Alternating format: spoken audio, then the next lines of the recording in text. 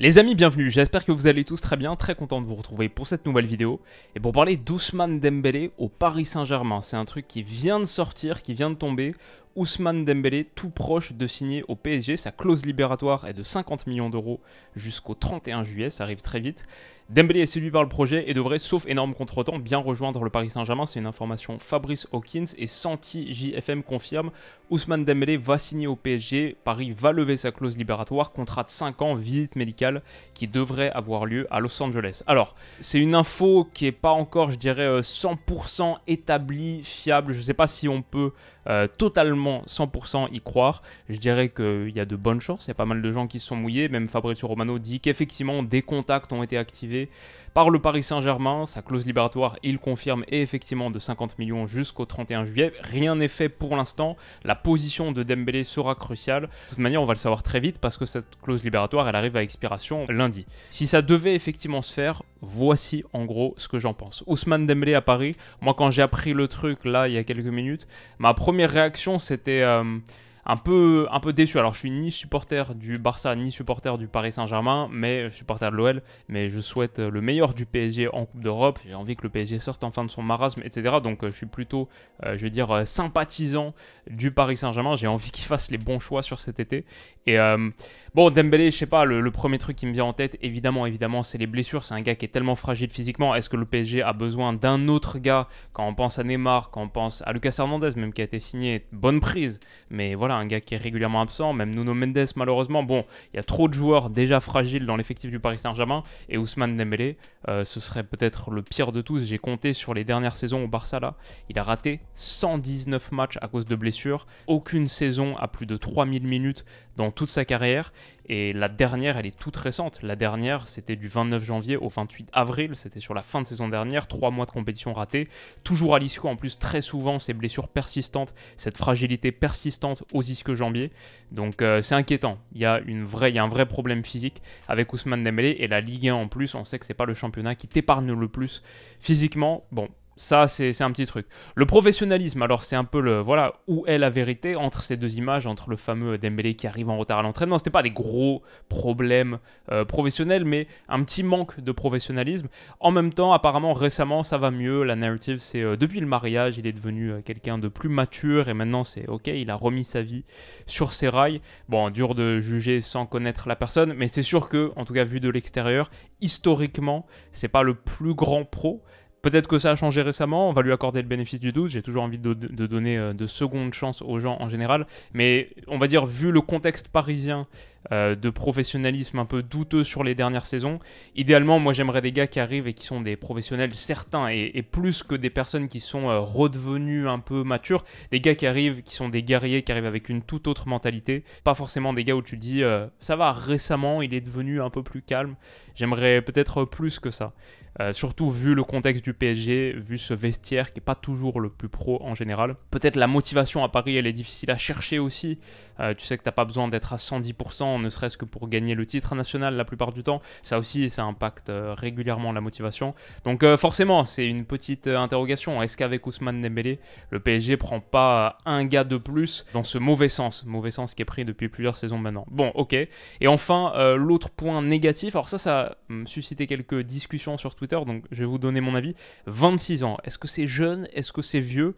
Perso, je trouve que 26 ans pour Ousmane Dembélé, c'est plutôt un point négatif. Je considère que c'est un peu trop âgé, entre guillemets, simplement dans l'idée que si tu donnes un contrat de 5 ans à Ousmane Dembélé, pour moi, de 26 à 31, il y a de gros risques que sur plus de la moitié du contrat, il soit déjà nettement en déclin. Pourquoi? Parce que 26 ans, c'est pas la fin du monde pour un joueur de foot, mais pour un joueur de côté qui repose autant sur sa qualité de percussion, qui repose autant sur son explosivité, pour son rendement, et en plus, qui est si régulièrement blessé, 26 ans, c'est plus si jeune que ça. Est-ce qu'on en connaît beaucoup des ailiers de 30, 31 ans qui continuent de faire d'énormes différences sur leur côté, qui sont des machines? Ouais, il y a Mo Salah, mais je veux dire, le niveau de professionnalisme, le niveau de la fraîcheur physique, même sa capacité à résister aux blessures, on est sur des univers différents.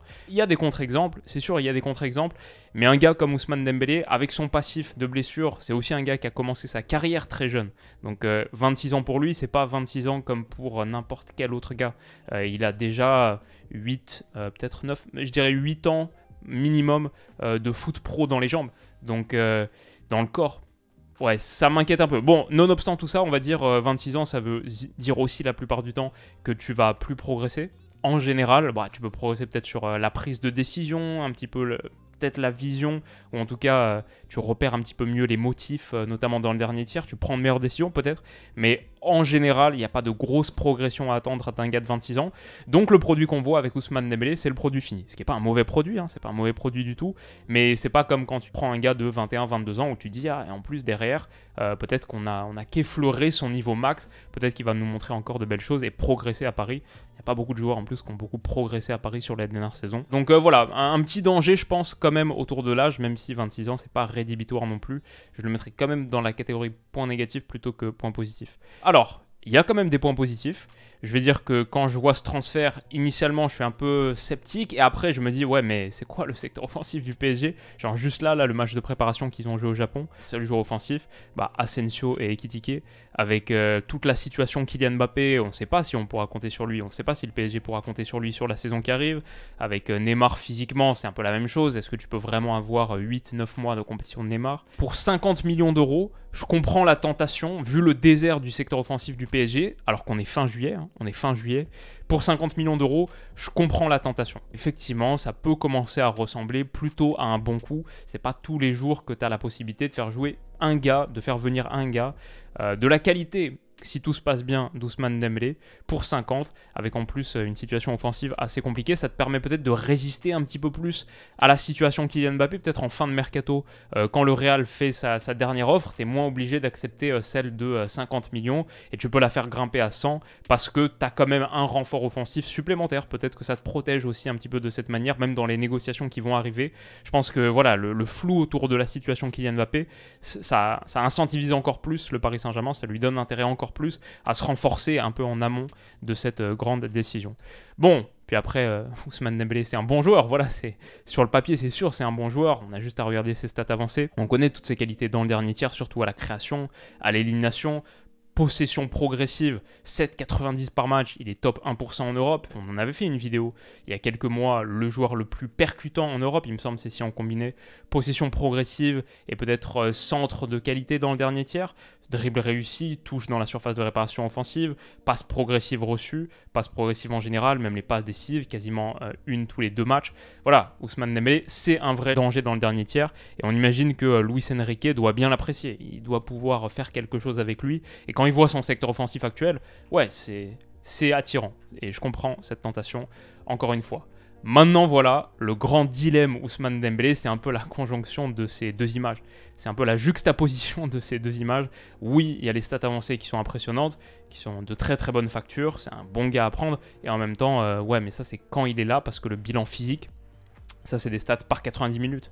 Si on avait des stats en volume absolu sur une saison, ce serait bien moins élevé, parce que la plupart du temps, il rate... au moins un quart, un tiers de la saison ou des minutes potentielles qu'il pourrait jouer. Comme on a dit, jamais une saison à plus de 3000 minutes parce que sa fragilité est telle. Voilà, le dilemme Ousmane Dembélé, il est dans ces deux images. Donc mon avis à la fin, je suis un peu partagé.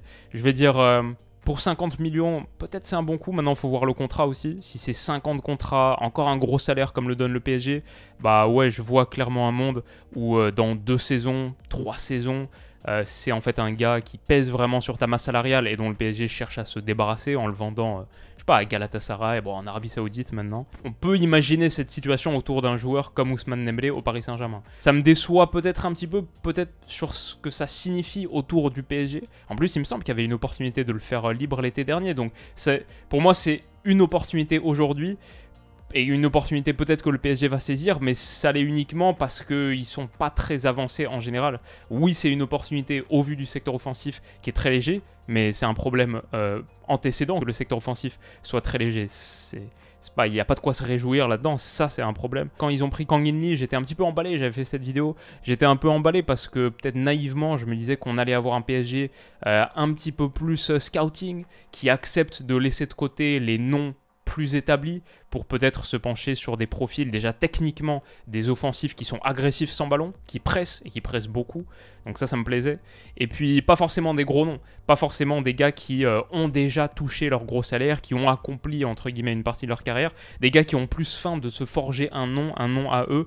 Moi c'est ce que j'aimerais idéalement dans ce Paris Saint-Germain, un PSG qui, quitte à se chercher sur quelques saisons, repart vraiment de zéro. Ousmane Dembélé pour moi c'est pas à repartir de zéro, avec tous ses antécédents et même toute sa qualité, mais pour moi c'est pas vraiment repartir de zéro. Voilà, je dirais ça, et en même temps je vois la situation actuelle et je me dis ouais, un gars comme Dembélé à 50 millions, si le corps tient, on peut aussi arriver dans 2 saisons et se dire c'était une vraie bonne pioche, ça a vraiment très bien marché. Je vais dire aussi le marché des ailiers droits, il n'est pas très bien fourni aujourd'hui dans le foot mondial. Ousmane Dembélé, même sur Transfermarkt, ça reste, je crois, le 6e ailier droit le plus valuable dans le monde. Donc si tu peux l'avoir que pour 50, voilà, c'est sûr qu'il n'y a pas beaucoup de pistes sur lesquelles se renforcer. Et vu le désert offensif de Paris, encore une fois, peut-être que c'est impossible de faire mieux là à court terme. Peut-être que si c'est pas Dembélé, c'est qui? Et Paris a vraiment besoin de se renforcer. Donc voilà pour le Paris Saint-Germain. Après, ça a quand même des implications ailleurs. Déjà pour le Barça, ils ont besoin d'argent, notamment de cap space, quoi, de salaire, de masse salariale qui serait libérée par le départ d'Ousmane Dembélé. Donc peut-être que ça fait du bien aux caisses du club. Maintenant, 50, c'est quand même pas beaucoup. Je suis pas sûr qu'il touche l'intégralité des 50 aussi. Et derrière, sur ce poste d'ailier droit, Rafinha, Ferran Torres. Donc c'est ça la doublette. Ton titulaire Rafinha, la profondeur qui est amenée par Ferran Torres, c'est quand même pas ouf. Si ça en reste là, c'est pas incroyable. Oui, ce serait quand même une belle perte. Surtout que du coup, à gauche, bon, c'est aussi un petit peu léger. Après, dans le milieu en boîte, sans doute qu'ils vont mettre Gavi et ça va bien marcher comme l'année dernière. Mais voilà, ça c'est peut-être un petit truc. L'autre enseignement, je ne l'ai pas mis là, mais Bradley Barcola, ça me réjouit. Moi, le supporter de l'OL, a priori, s'ils prennent Ousmane Dembélé, bon, ça veut sans doute dire que Barcola va rester à l'OL. Ailier droit, ils étaient sur lui, l'OL a résisté. Bon, ça c'est plutôt une bonne nouvelle de mon côté. Et peut-être un développement supplémentaire de toute cette affaire. Mais on va voir si ça se fait. En attendant, n'hésitez pas à aller checker la Draft Ligue 1, sans transition, mais la Draft Ligue 1 qu'on a sorti avec Stan l'autre jour. On vient de tourner aussi la Draft Liga, elle sort semaine prochaine. Semaine prochaine, rendez-vous pour la Draft Liga, je pense samedi matin. Ça va être très cool. Je sais, c'est pas le bon logo, mais le nouveau de la Liga, je le trouve pas ouf du tout.